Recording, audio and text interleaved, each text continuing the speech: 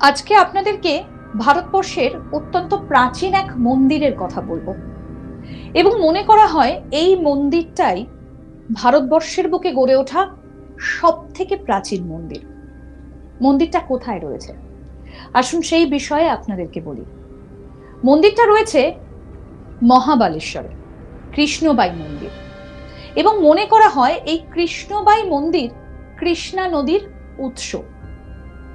কথিত আছে যে এই মন্দিরটা 1888 সালে নির্মাণ করা হয়েছিল। মানে এই মন্দিরটা বহু বহু পুরনো। কেউ কেউ মনে করেন যে এই মন্দিরটা 5000 বছর আগে নির্মাণ করা হয়েছিল এবং পাণ্ডবেরা এই মন্দিরটা নির্মাণ করেছিলেন। তারপর মন্দিরটা ভেঙে চুরে যায় এবং তারপর মন্দিরটা আবার নতুন করে তৈরি করা হয়। এবং বলা হয়, মনে করা হয় নতুনভাবে মন্দিরটা তৈরি হয়েছিল 1888 সালে। রত্নগিরির একজন শাসক তিনি আবার সেটাকে পুনর্নির্মাণ করেছিলেন। এবং এই যে মন্দির, কৃষ্ণবাই মন্দির, এই মন্দির থেকেই নাকি কৃষ্ণা নদীর একটা উৎসের সন্ধান মেলে। মানে এই মন্দির থেকেই কৃষ্ণা নদীর উৎপত্তি। একটা পাহাড়ের চূড়ায় যা কৃষ্ণ উপত্যকাকে দেখা যায়। মন্দিরটিতে দেবী কৃষ্ণের একটা আশ্চর্য মূর্তি সহ একটা শিবলিঙ্গ রয়েছে। গোমুখ থেকে প্রবাহিত নদীর একটা ছোট স্রোত যেটা কুণ্ডের মধ্যে গিয়ে পড়ছে এবং এই কুণ্ডর মধ্যে গিয়ে যে স্রোতটা পড়ছে সেটা গোমুখ থেকে গিয়ে পড়ছে, অর্থাৎ এখানে একটা গরুর মূর্তি রয়েছে, তার মুখের মধ্যে দিয়ে একটা কুণ্ডের মধ্যে গিয়ে জলটা পড়ছে এবং এই কুণ্ডের জলের একটা স্তর রয়েছে, যে স্তর থেকে কখনোই জল ওপরেও ওঠে না, নিচেও নামে না, একটা নির্দিষ্ট জায়গা পর্যন্ত জল থাকে। এবং আশ্চর্যের বিষয় কি জানেন, এই যে গোমুখ বা গরুর মুখ, তার ভেতরে এই পাথর খোদাই করে একটা টানেলের আকৃতি রয়েছে, কিন্তু সেখানে কোনো পাইপ বসানো নেই। অদ্ভুতভাবে সেই খোঁড়া পাথরের মধ্যে দিয়ে জল এসে পড়ে এই কুণ্ডে। তারপর এই জল বেরিয়ে যায় কোনো একটা নির্দিষ্ট জায়গা দিয়ে এবং কেউ বলতে পারেন না যে মন্দিরের ছত্রে কোথায় সেই অংশটা রয়েছে যেখান দিয়ে এই কুণ্ডের জলটা বাইরে বেরিয়ে যায়। এই মন্দিরের প্রত্যেকটা পরতে পরতে রয়েছে রহস্য। সেই রহস্য সম্পর্কে আপনাকে জানতে হলে এই পুরো ভিডিওটা আপনাদের দেখতে হবে। ভালো লাগলে লাইক করুন, শেয়ার করুন, কমেন্ট করুন, আজ তাক বাংলার ইউটিউব চ্যানেল সাবস্ক্রাইব করুন আর অবশ্যই নোটিফিকেশন পেতে বেল বাটন অপশনটা প্রেস করে রাখুন। এই কৃষ্ণা নদীর উৎপত্তি এবং এই কৃষ্ণবাই যে মন্দির রয়েছে, এই মন্দিরের রহস্য সম্পর্কে তো আপনাদেরকে বলবই।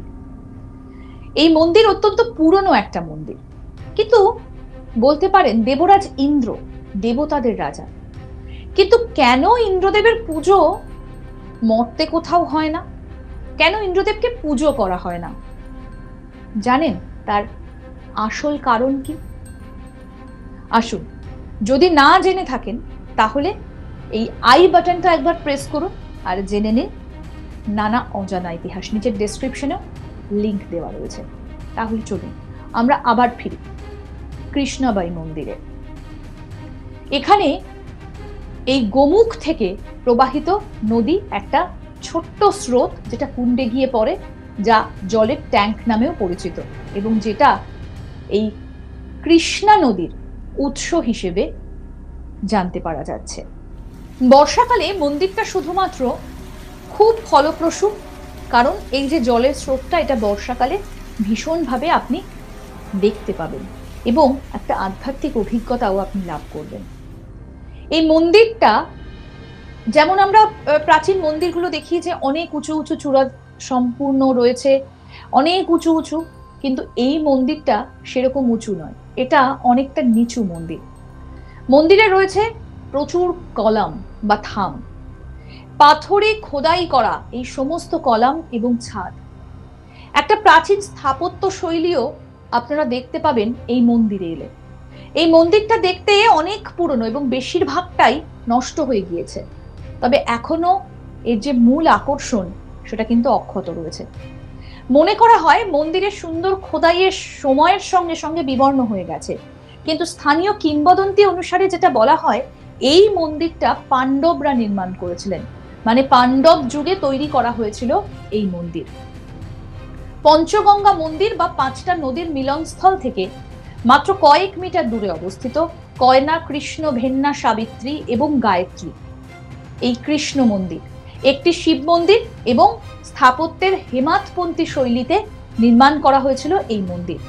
এই শৈলীতে কালো রঙের অন্তর্ভুক্ত মর্টাইজ এবং টেনন জয়েন্টের কৌশল যেটা ব্যবহার করা হয়েছিল, কোন রকম মর্টার ব্যবহার না করে পাথরগুলোকে যেভাবে একটার সঙ্গে একটা গাঁথা হয়েছিল, যেভাবে বানানো হয়েছিল চুন দিয়ে, সেই স্থাপত্য শৈলী কিন্তু মুগ্ধ করে। কবে প্রথম এই মন্দিরটা নির্মাণ হয়েছিল সেটা কেউই বলতে পারেন না। অনেকে বলেন এটা 1000 বছরের পুরনো, কেউ বলেন 5000 বছরের পুরনো। প্রথম সূর্যের আলো সেই শিবলিঙ্গটার ওপরে গিয়ে পড়ে। এই মন্দিরের ভেতরে একটা শিবলিঙ্গ রয়েছে এবং পুরো যে জায়গাটা রয়েছে, পুরো যে মন্দিরটা রয়েছে, সেই মন্দিরকে শক্তি দেয়। কিংবদন্তি বলছে এই মন্দিরে বিদ্যুৎ না থাকার কারণ হলো এই শক্তি, কারণ আলোর বাল্বগুলোকে নষ্ট করে দিয়েছে এই শক্তি। এই দুর্দান্ত মন্দিরে আর কি কি ইতিহাস লুকিয়ে রয়েছে বা গল্প লুকিয়ে রয়েছে সেটা কেউ বলতে পারেন না, কারণ বিভিন্ন যুগের সঙ্গে সঙ্গে নীরব একটা সাক্ষী হয়ে রয়ে গেছে এই মন্দিরটা। যখন কোনো মন্দির তৈরি করা হয় তখন মাটির নিচে একটা কাঠামো থাকে, তারপরে থাম থাকে, তার উপরে মন্দির তৈরি করা হয়। কিন্তু এই মন্দিরটা দেখলে আপনি বুঝতে পারবেন না যে মাটির নিচে কোনো স্থাপত্য রয়েছে কিনা, কারণ যেভাবে মাটির সঙ্গে লেপ্টে আছে, মাটির মধ্যে বসে আছে এই মন্দিরটা, সেটাকে নাড়িয়ে দেখা বা সেখানকার মাটি সরিয়ে দেখা আজ পর্যন্ত কেউ দেখতে পারেননি। কারণ বড় বড় পাথর যেগুলোকে জুড়ে এই কলাম বা থামগুলো তৈরি করা হয়েছিল, সেই কলাম বা থাম তৈরি করার জন্য এই পাথর কোথা থেকে আনা হয়েছিল এবং এত বড় বড় পাথর আজ থেকে এত এত বছর আগে কিভাবে সেখানে আনা হয়েছিল সেটাই একটা আশ্চর্যের বিষয়। এই মন্দিরের ছত্রে ছত্রে লুকিয়ে রয়েছে অনেক ইতিহাস। কৃষ্ণবাই মন্দির থেকে কৃষ্ণা নদীর উৎপত্তি বলে মনে করেন অনেকে। কথিত আছে এই মন্দিরটি 1888 সালে রত্নগিরির একজন শাসক দ্বারা পুনর্নির্মাণ হয়েছিল। আবার কেউ কেউ বলেন এই মন্দিরের বয়স 5000 বছরেরও বেশি।